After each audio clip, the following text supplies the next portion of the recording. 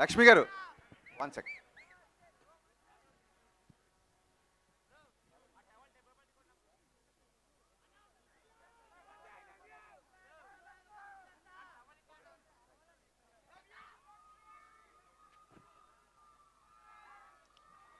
Good evening everybody. యాక్చువల్గా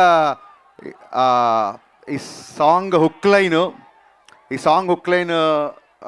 ఆయన నోట్లోంచి వినాలి, ముందే ఆయన నోటి నుంచి వింటేనే హై వస్తుంది, ముందు రివీల్ చేయకూడదని చెప్పి దీనికి ఏ ముహూర్తాన ఆరా ఆఫ్ వస్తుందని పెట్టామో ఇవాళ ఇక్కడికి వచ్చిన ప్రతి ఒక్కళ్ళలో ఆరా కనబడుతుంది. ఆరా అంతా మల్లారెడ్డి విశ్వవిద్యాపీఠలోనే ఉంది.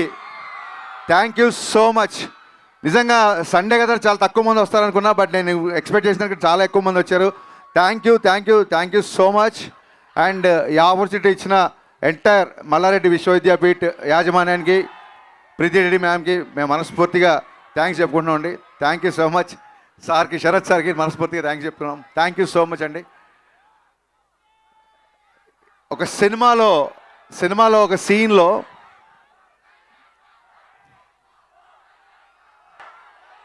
ఆయన గురించే మాట్లాడుతున్నా. సో సినిమాలో ఒక సీన్లో ఈ డైలాగ్ వస్తుంది. ఇదేంటంటే ఆ డైలాగ్ రాసే ముందు ఒక చిన్న నాలో ఉన్న ఆలోచన ఏంటంటే, ఒక 2 decades నుంచి కళ్యాణ్ గారి మేనరిజం చేస్తున్నారు, బట్ దీనికి ఒక వర్బల్ ఎక్స్ప్రెషన్ ఇస్తే బాగుంటుంది, ఇలా అనగానే ఒక మాట గుర్తుకు రావాలి డెఫినెట్గా అన్న థాట్ నుంచి ఆ డైలాగ్ వచ్చింది. ఆ డైలాగ్ వచ్చిన తర్వాత ఈ సాంగ్కి ఇదే హుక్ లైన్ అయితే చాలా బాగుంటుంది అనిపించింది. ఎందుకంటే సినిమాలో ఉన్న ఎమోషన్ నుంచి అది స్టార్ట్ అవుతుంది కాబట్టి ఇది యాప్ట్ అనిపించింది. ఈ హుక్ లైన్ చెప్పగానే ఫస్ట్ డిఎస్పి గారు ఎగిరి గంతేశారు. అసలు అంటే ఒక ఫిలాసఫీ చెప్తూ కూడా, ఒక మాస్ హుక్ లైన్తో కూడా ఒక ఫిలాసఫీ చెప్పొచ్చు అన్న టైప్లో ఆయన ఒక కాంప్లిమెంట్ ఇచ్చారు. ఆ తర్వాత ఆ ఆరాకి ఖచ్చితంగా ఆస్కార్ పెన్నే కావాలి అనిపించింది. ఇమ్మీడియట్గా మా బోసన్న దగ్గరికి వెళ్ళా. బోసన్నకి నాకు రిలేషన్ అసిస్టెంట్ డైరెక్టర్గా ఉన్నప్పటి నుంచి, నేను డైరెక్టర్ అవ్వక ముందు నుంచి నన్ను చూస్తున్నాడు. మళ్ళీ నాకు ఆటోగ్రాఫు, గబ్బర్ సింగ్ ఈ రోజులు గుర్తొచ్చాయి అన్న. కంటిన్యూగా అంటే సాంగ్ వచ్చేంత వరకు బోస్ గారు నేను హోటల్లో చెక్ ఇన్ అయ్యామంటే లిరిక్ పేపర్తోనే బయటికి వెళ్ళాం. ఇంకా హోటల్ విడిచిపెట్టి బయటికి వెళ్ళలేదు. నాకు తెలిసి ఒక 2-3 రోజులే కూర్చున్నాము. బట్ ఫస్ట్ డే ఒక 4 hours, సెకండ్ డే ఒక 8 hours సాంగ్ అయిపోయింది. యాక్చువల్గా ఫస్ట్ డేనే దేవి గారికి వినిపిద్దాం అనుకున్నాం, లేదు ఇంకొకసారి మళ్ళీ డబల్ చెక్ చేసుకుని ఆయన వినిపిద్దామని చెప్పి రెండో రోజు మళ్ళీ కూర్చొని మళ్ళీ కొన్ని లైన్లు యాడ్ చేసి అప్పుడు దేవి గారికి వినిపించాము. ఇది ఇప్పుడు కళ్యాణ్ గారి మీద నాకున్న ప్రేమ, అభిమానం, రెస్పెక్ట్ మీకు అందరికీ తెలుసు. బట్ ఈ సాంగ్కి ఏంటంటే ఇది ఒక అభిమానంతో వచ్చిన పాట కాదు, కంప్లీట్గా ఆయన లైఫ్ స్టైల్ని, ఆయన జర్నీని, అభిమానం కంటే ఎక్కువ కూడా ఒక అవగాహనతో వచ్చిన సాంగ్ ఇది.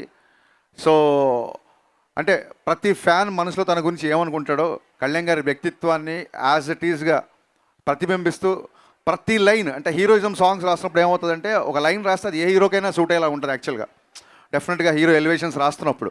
బట్ ఈ పాట నేను ఇందాక ముందే వీడియోలో చెప్పినట్టు మీరు ఏ లైన్ విన్నా కళ్యాణ్ గారికి గుర్తొస్తారు. ఫర్ ఎగ్జాంపుల్ బోస్ గారు చెప్పినట్టు కళ్యాణ్ గారి జర్నీ అటు సినిమాలు కానీ అటు పాలిటిక్స్ కానీ అంత ఈజీగా రాలా, ఊరికే ఓవర్ నైట్లో వచ్చేలా. సో ఆ జర్నీ ఎంత కఠినో మన అందరికీ తెలుసు. సో దానికి సంబంధించిన లైన్, నా ఫేవరెట్ లైన్ ఏంటంటే, మెత్తని మట్టిలో మొలిచిన మొలకవు కాదోయ్ నువ్వు, బండరాళ్లను బద్దలు కొట్టిన మొండి మొక్కవు నువ్వు. ఈ లైన్ నాకు నా ఫేవరెట్ లైన్. అంటే ప్రతి లైన్ నా ఫేవరెట్ లైన్సే లిరిక్స్లో ఉన్నాయి, బట్ ఎక్కువగా హత్తుకునే లైన్ ఇది. అలాగే అసలు డబ్బుకి ఏ మాత్రం కూడా అంటే దాన్ని ఏమంటారు, డబ్బుకు లొంగని వ్యక్తి అని గట్టిగా చెప్పవచ్చు. ఎందుకంటే ఇట్స్ నా పర్సనల్ ఎక్స్పీరియన్స్. గబ్బర్ సింగ్ తర్వాత మా కాంబినేషన్లో చాలామంది సినిమాలు, కొంతమంది కార్పొరేట్ వాళ్ళు వచ్చి యాడ్స్ ట్రై చేద్దామంటే కళ్యాణ్ గారికి 2012లోనే, ఆ రోజుల్లోనే ఆల్మోస్ట్ అప్పటికి పాన్ ఇండియా అనే టర్మే లేదు, కానీ ఆల్మోస్ట్ షారుఖ్ ఖాన్ యాడ్స్కి తీసుకున్నంత రెమ్యునరేషన్ ఆఫర్ చేశారు కళ్యాణ్ గారికి.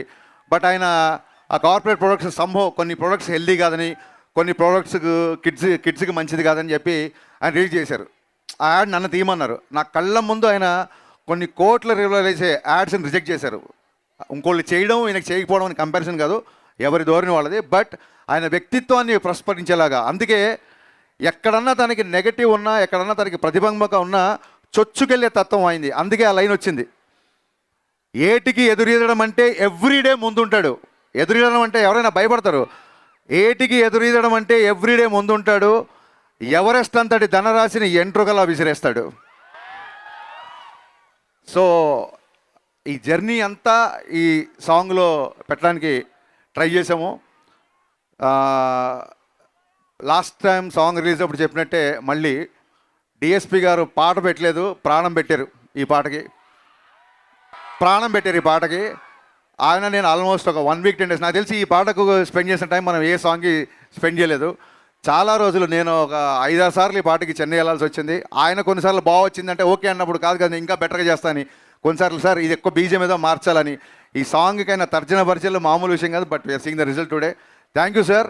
అంటే మీరందరూ కళ్యాణ్ గారికి రిలీజ్ అప్పుడు పాలాభిషేకం చేస్తారు కదా, దేవి గారు పాటాభిషేకం చేశారు, కళ్యాణ్ గారికి పాటాభిషేకం చేశారు ఈ పాటతో. అలాగే మా బోస్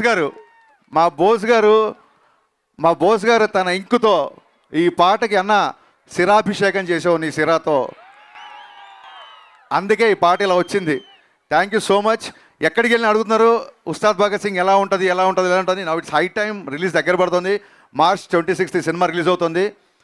ఎలా ఉంటుంది అని మొన్న ఒక వెరైటీ ఇండియా మ్యాగజైన్, ఆయన ఒక నేషనల్ లెవెల్ మ్యాగజైన్ ఆయన ఒక క్వశ్చన్ వేసాడు. వేసినప్పుడు నేను ఒకటే ఆన్సర్ చెప్పాను, పవన్ కళ్యాణ్ గారి ఫ్యాన్స్, జనరల్ సినిమా ఆడియన్స్ ఏమేం కోరుకుంటున్నారో అన్నీ, ఎవ్రీథింగ్ A to Z పుష్కలం, యూ నేమ్ ఇట్, పాటలు, dances, dialogues, entertainment, action, even చాలామంది కల్ట్ ఫ్యాన్స్ ఆయన డ్రెస్సింగ్ స్టైల్ ఫాలో అవుతుంటారు. ఆయన డ్రెస్సింగ్ స్టైలు అండ్ ఎంత పర్టికులర్ అంటే మీ అందరికీ నచ్చే హెయిర్ స్టైలు, డ్రెస్ స్టైల్ ఒకటే కాదు, మీ అందరికీ నచ్చే హెయిర్ స్టైలు. 2 గంటల 30 నిమిషాలు సినిమాలో 2 గంటలు తృప్తిగా పవన్ కళ్యాణ్ గారిని చూసుకుంటారు. 2 గంటలు పవన్ కళ్యాణ్ గారు మేము ముందుంటారు. ఆయన మనస్ఫూర్తిగా నవ్వి ఈ సినిమాల్లో చాలా కాలం అయింది. దీంట్లో ఆయన సెన్స్ ఆఫ్ హ్యూమరు, సహజంగా ఉండే ఆయన ఎటకారం, ఆయన కామెడీ, ఆయన లాఫ్, ఆయన ఎనర్జీ, ఆయన swag, you name it, whatever you name it, that is there in the film. So కలెక్షన్లు, సక్సెస్లు అంటారా, ఇదంతా దైవాధీనం. బట్ సినిమాకి వచ్చినప్పుడు నేనేమనుకున్నానంటే ఎవ్రీ పవన్ కళ్యాణ్ గారి fan best of Pavan Kalyan experience ఈ సినిమాలో ఉండాలి అని అనుకున్నాను. అలాగే ఉంది. కళ్యాణ్ గారు లాస్ట్ సినిమా చెప్పినట్టు కళ్యాణ్ గారు ప్రాణం పెట్టి పనిచేశారు ఈ సినిమాకి. కొన్నిసార్లు పగలు అక్కడ మంగళగిరిలో ఉండి నైట్ ఇక్కడికి వచ్చేసేవాళ్ళు. 18 గంటలు, రోజుకి 18 గంటలు కళ్యాణ్ గారు పనిచేసే సందర్భాలు ఉన్నాయి ఈ సినిమాకి. అండ్ దాన్ని ఏమంటారు, ఈ పాట ఎస్పెషల్లీ నేను బోస్ గారికి చెప్పింది ఏంటంటే, ఈ పాట కళ్యాణ్ గారి మీద నాకున్న ప్రేమ. సో బేసికల్గా నేను ఒక ప్రేమ లేఖ రాయాలి సార్ అన్నాను, ఆయన దానికి సిరా ఇచ్చారు. థ్యాంక్ యూ బోస్ అన్న, థ్యాంక్ యూ సో మచ్. ఈ పాటే కాదు, సినిమాలో ఏ పాట అయినా సరే చాలా గ్రాండ్గా, చాలా విజువల్లీ ఒక ఫీస్ట్ లాగా ఉంటుంది.